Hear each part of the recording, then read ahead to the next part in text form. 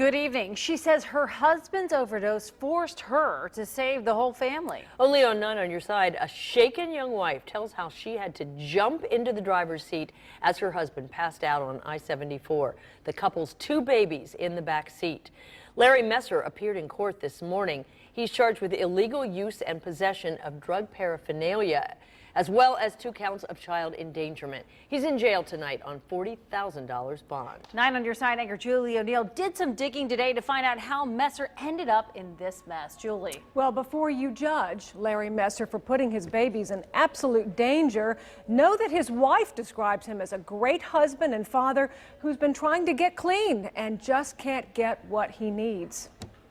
Felicia Messer is at a loss after a Sunday drive on I-74 that could have cost her everything. She says her 8-month-old and 2-year-old were in the back seat as she and her husband Larry drove home from a friend's house where he got a fix he desperately needed. He just started nodding off, I guess, and slouching over at the wheel, and he was swerving really bad.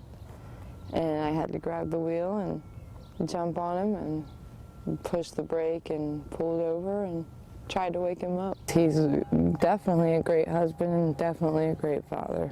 She says her hard-working husband had been beating his heroin addiction with the help of Suboxone. That just takes away the withdrawal symptoms and the cravings for wanting anything. And it gives you, like, you have your energy back. You feel like a normal person.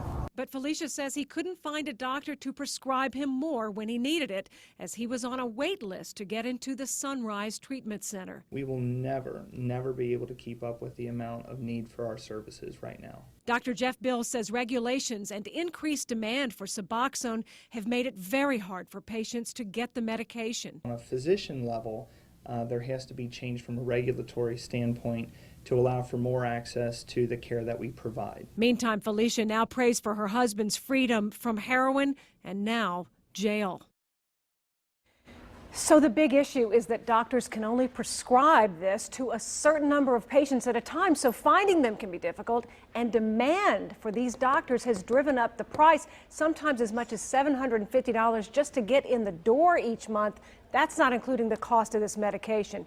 So our web team here at WCPO.com has been hard at work on your side, finding resources to get people struggling with this heroin addiction connected to help. Right now, you can find local treatment centers and doctors who can help on a database. We have a link to it right now, and we will stay on top of this terrible epidemic.